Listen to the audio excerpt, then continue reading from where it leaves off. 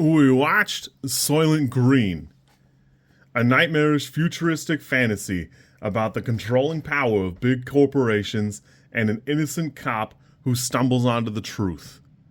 It's about 96 minutes, and if you're not aware, it's based on a book called Make Room, Make Room. It's a book from 1966.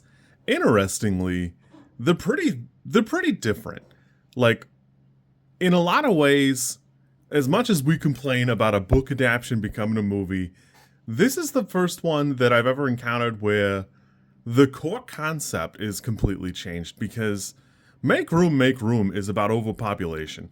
It's completely about that. I mean, it introduces some similar themes, and the framework is very similar, but it does diverge pretty early on, and it's not until we get to the movie that we're talking about both the Soylent Green being people, and also furniture girls are not a thing in the book.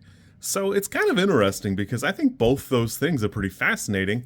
I will say that Soylent Green being people is probably like the defining little bit here in the movie, but it's kind of wild because Soylent Green as a film is so ingrained in our pop culture. It's kind of interesting to check it out and see it firsthand because it's very 70s coded. Everything looks like it's the 70s still. It's definitely supposed to be, I think, 1999. So now, even when I was born, this was an older movie, and now it's 30 years past what was supposed to be this wild and fantastical future where most people can't read. It's so overpopulated, overcrowded. On the apartment buildings, there's people just laying on the stairs. And the police officer's trying to like waddle over them to try and get down and get onto the street so he can go to and from work or continue his investigation. In the book, he straight up moves into the apartment. After the politician guy is killed, he straight up moves into the apartment. He lives with the furniture girl. And in the book, she's not a furniture girl, she's just a lady. And they're quote unquote falling in love. And then it's not until later when the 30 days is up, the rent is up, he moves her into the apartment with him and his older friend, and she hates living in poverty. She cheats on him and blah, blah, blah. Everything about the detective's life is just misery. It's not that it's not misery in the movie, but in the book, it's wildly like horrible. Like his whole life is just terrible. It's really interesting to check out. I'll probably never take a time to read Make Room, Make Room. It's only 216 pages, so maybe I'll get around to it, but it's from 1966. It's rated 3.17 on Goodreads if you care about that kind of thing. Only 9,000 ratings. I don't really know if that matters to you at all. But it's kind of a fascinating way everything is put together because it's very different from both things. And whether you know it or not, Soylent Green as people is such an iconic thing. I've heard it 100,000 times growing up. It's so interesting to finally view where that comes from. This, for me, it feels like it should be a true 7. In fact, on IMDb, it is a 7 out of 10. It probably should be an 8. It just feels so familiar to me. The same way that I hadn't watched Scream until, 5 years ago. But having sat through a bunch of scary movies and a bunch of things lampshading it, I felt like I'd seen them, at least the first 3. Because a lot of those bits go directly into Scary Movie, or they get referenced a bunch of times. The same way if you've never seen in Alien 2 or Aliens, where the xenomorph is right up against Ellen Ripley's face. Once you've seen that in a couple of movies, it feels very iconic. So seeing it later in,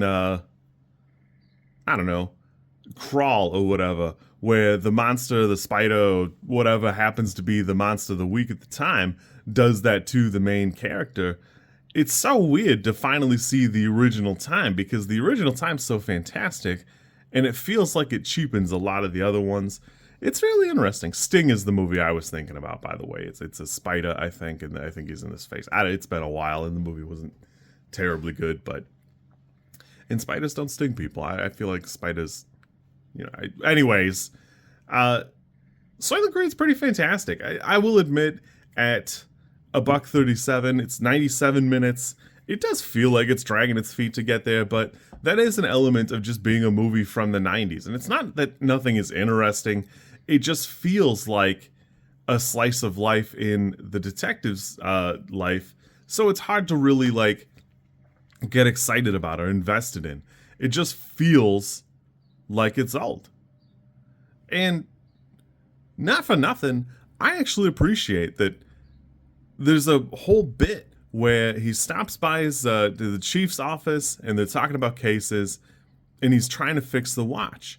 And he tries for a little bit. He seems like he knows what he's doing and eventually just gives up, tosses it back to the chief. And it's such an interesting thing because everybody in the movie is living in such poverty and there's such a defined line between the people who are living well, having furniture girls, eating jam, and the people who are going to the market and trying to queue up, so much so that they're having riots and using a bulldozer to disperse a riot. It's so wild. The whole thing's pretty fantastic. I'm glad I checked it out. I don't know if I'll ever revisit it, but it feels like everybody should watch it at least once. Oh well, you kids be good. I had a great time with Soylent Green. It did take me a couple of days to try and find time to get through it, but yeah. If you get a chance and are looking for it, maybe take the time. Go look at how clean it is in the facility or the apartment where he's doing his investigation versus the one where he's got his little bicycle to charge up the refrigerator. You kids be good. I'll catch you soon, and we'll go from there. And all my life, we watched Forrest Gump like 9 times growing up in schools. I wish we'd watch this at least once.